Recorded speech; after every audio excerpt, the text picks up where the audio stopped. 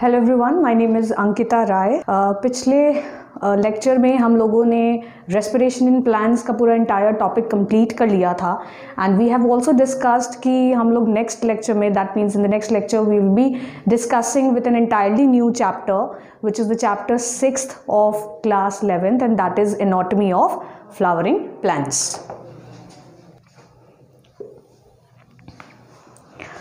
So anatomy of flowering plants में हमारा एक टर्म आता है which is called anatomy and this anatomy is basically the internal structure of an internal organization and functional organization, or we can say the internal structure of a plant body को हम anatomy बोलते हैं।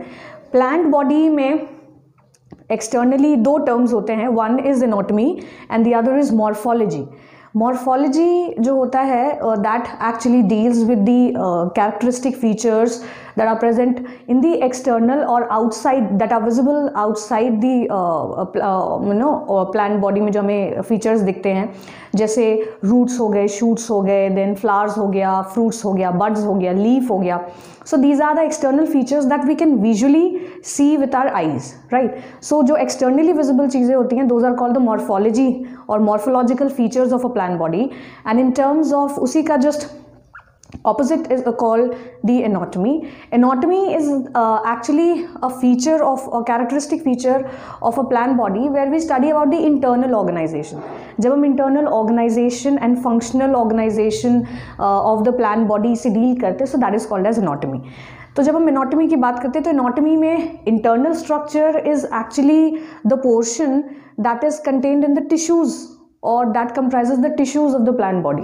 तो इसमें कितने तरीके के sales या कितने तरीके के कौन कौन से टाइप ऑफ टिश्यूज़ होते हैं, कौन से कंडक्टिंग टिश्यूज़ हैं, कौन से ऐसे टिश्यूज़ हैं जो मैकेनिकल स्ट्रेंथ या सपोर्ट प्रोवाइड करते हैं, सो उनका किस तरीके से प्लांट बॉडी में अरेंजमेंट होता है, that actually comes under anatomy. So we can define anatomy as, so this is a study of the internal structures and functional organization in a plant tissue. Now these internal structures are actually the structures that are related or to the functional organization that is related to the tissues. So when we talk about tissues, tissues are actually the definition of tissues is actually the group of cells which are similar, that have a common origin and having a similar function or performing a similar function is called as tissues. तो plant के जो tissues होते हैं they have been broadly divided into two different types on the basis और on the basis of their ability और capability of cell division. तो cell division की capability पर प्लांट का जो टिश्यूज़ होता है वो हम बेसिकली दो कैटेगरीज में डिवाइड करते हैं, one is the meristematic tissue and the other is the permanent tissues. So on the basis of their ability of cell division, the plant tissues are broadly categorized into two types. One is the meristematic tissue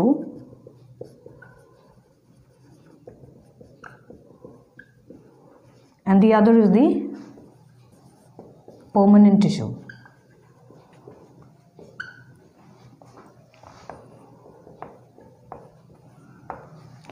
So one by one we'll be dealing with the different categories of meristematic tissues as well and the permanent tissues as well.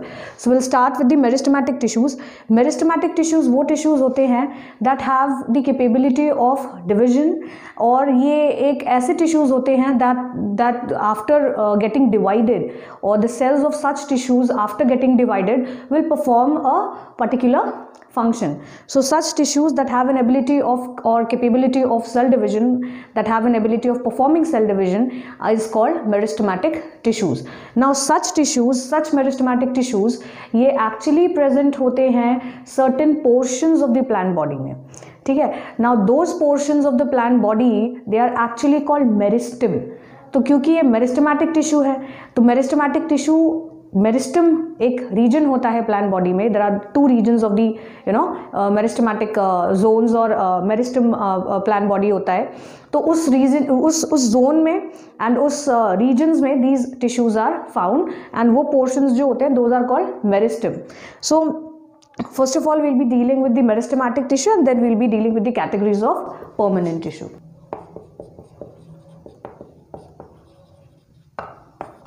So such tissues, such meristematic tissues, they are present on specialized regions of plant body which are called meristems. Now ये जो meristems होते हैं, these meristems can be of two type. It can be either root apical meristem or it can be either the shoot apical meristem.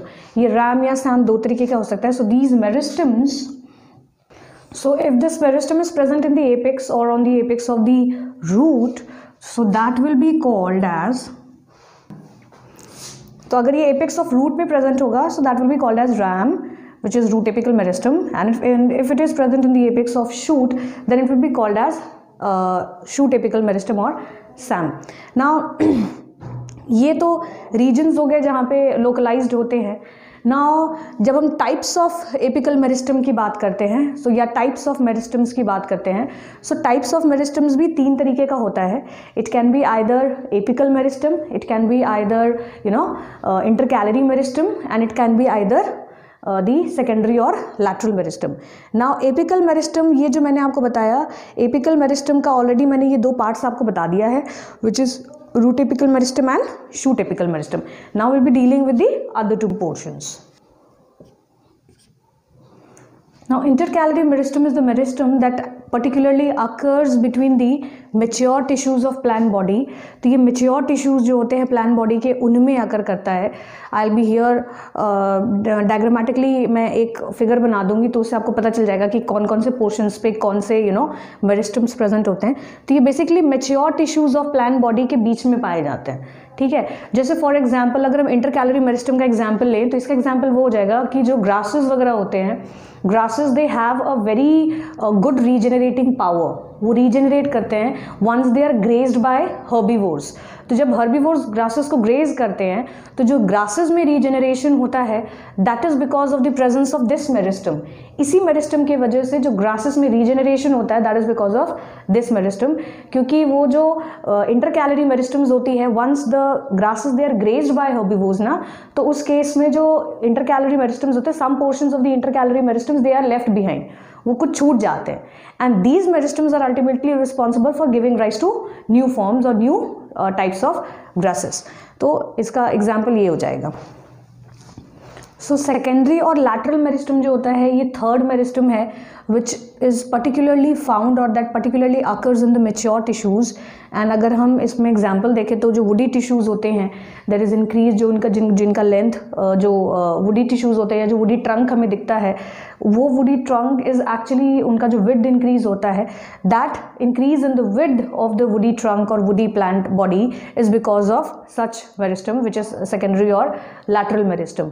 तो ये वो meristem है with that particularly occurs in the woody axis में पाया जाता है.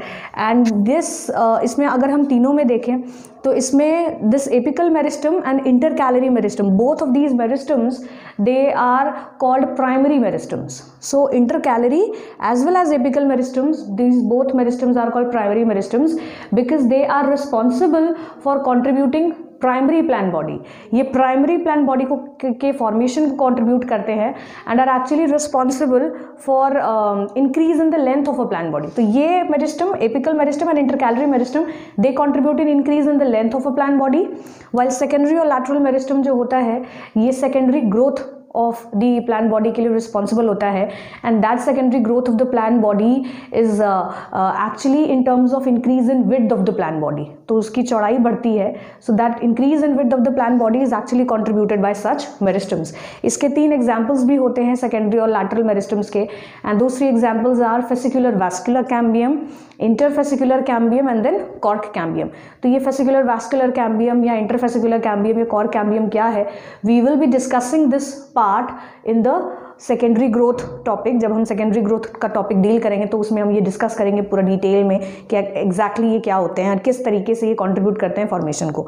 So for now इसके जो तीन एग्जांपल्स हो जाएंगे, that will be,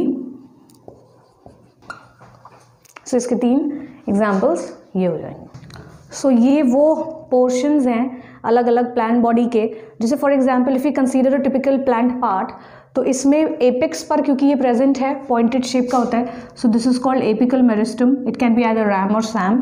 intercalary meristem जैसे कि मैंने बताया था कि बिटवीन द मेच्योर टिश्यूज अगर करता है, तो ये मेच्योर टिश्यूज के बीच में एकदम बीचों बीच पाया जाता है. And this also is responsible for contributing the growth, primary growth of the plant body. Secondary और lateral meristem जो होता है, this is actually responsible for increasing the girth. ये girth increase करने के लिए responsible होता है.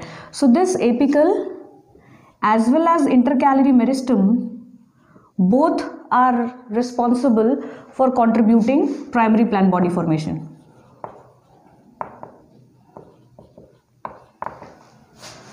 So जो apical and intercalary था, that was called primary meristem and responsible for contributing or forming primary plant body.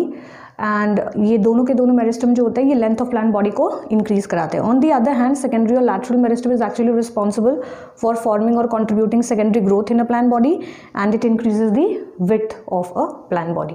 तो ये पूरा जो था ये मेरिस्टम्स के बारे में था.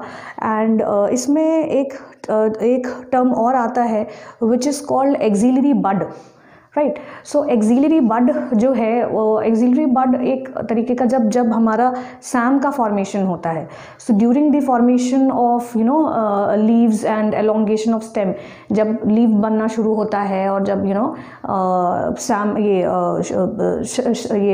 शूट का एलोंगेशन होता है या स्टेम का एलोंगेशन होता है, देन इन दैट केस उस केस में क्या होता है ना कि सैम के जो कुछ पोर्शंस होते हैं, like for example if we consider this part, like अगर हम इसको सैम कंसीडर कर ले तो इस पार्ट के कुछ पोर्शंस जो होते हैं ना, like for example some of the portions of year they are left behind. So some of the cells of the SAM they are left behind and such cells actually contributes in the axillary bud. वो axillary bud को contribute कराते हैं and these buds are actually responsible for, ये buds जो होते हैं ये axil of leave में अराइज कराते हैं and these are ultimately responsible for forming new leaves और न्यू स्टेम्स ये बनाते हैं.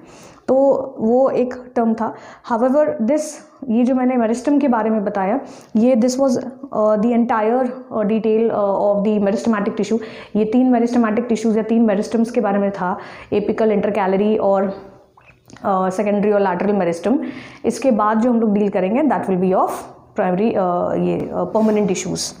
तो मेरिस्टमैटिक टिश्यूज़ का हम लोगों ने ऑलरेडी देख लिया कि 3 तरीके के मेरिस्टम्स होते हैं on the basis of the presence और एब्सेंस ऑफ मेरिस्टमैटिक टिश्यूज़, जो कि अलग अलग प्लांट बॉडी या अलग अलग regions of the plant body में पाए जाते हैं.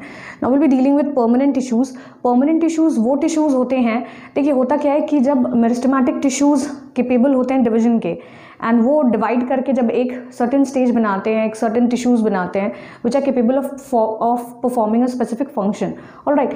Meristematic tissues on continuous divisions के बाद लगातार जब वो डिवाइड करते हैं ना, तो वो एक ऐसे स्टेज में चले जाते हैं जहाँ पर वो नॉन डिवाइडिंग स्टेट में चले आते हैं. Now at that non dividing stage they become specialised and mature enough to perform a specific function. वो उस स्टेज में आ करके नॉन डिवाइडिंग स्टेज में जब आते हैं from transition from meristematic stage to permanent stage, तो जब उस ट्रांजिशन स्टेज में या उस स्टेज में जब वो आएंगे, so that ultimately results into their ability or capability to perform a specific function. So such tissues which have lost the ability of division and are mature and capable enough to perform a specific function, उसको हम बोलते हैं permanent tissues. तो ये permanent tissues कहीं ना कहीं meristematic tissues के लगातार डिवीजन से ही अराइज करते हैं and have ultimately lost the ability of division. Now these permanent tissues they can be of 2 types. ये भी 2 तरीके का होता है. एक सिंपल परमानेंट टिश्यू होता है और एक कॉम्प्लेक्स परमानेंट टिश्यू होता है. सिंपल परमानेंट टिश्यू जो होता है वो सिर्फ एक तरीके के सेल्स का बना होता है. It is made up of only 1 type of cells. कितने ऑन द एंड ये जो डिविजन्स किया गया है सिंपल एंड कॉम्प्लेक्स को, ये actually on the basis of number of cells पे किया गया है, कितने टाइप्स ऑफ सेल्स पाए जाते हैं. So it can be either simple permanent tissue और it can be either complex permanent tissue. तो सिंपल परमानेंट टिश्यू वो टिश्यू होता है जो कि सिर्फ एक तरीके के सेल्स का बना होता है एंड कॉम्प्लेक्स परमानेंट टिश्यू जो होते हैं वो more than 1 type of cells के बने होते हैं. सो ये परमानेंट टिश्यूज़ का एक छोटा सा इंट्रोडक्शन था. That means tissues which have lost the ability of cell division and mature enough to perform specific function. And 2 तरीके का होता है on the basis of the type of cells being found in them, simple permanent tissue and complex permanent tissue. Simple permanent tissues are made up of only 1 type of cells. ये सिर्फ एक तरीके के sales का बना होता है and complex permanent tissues जो होते हैं these are made up of more than 1 type of sales.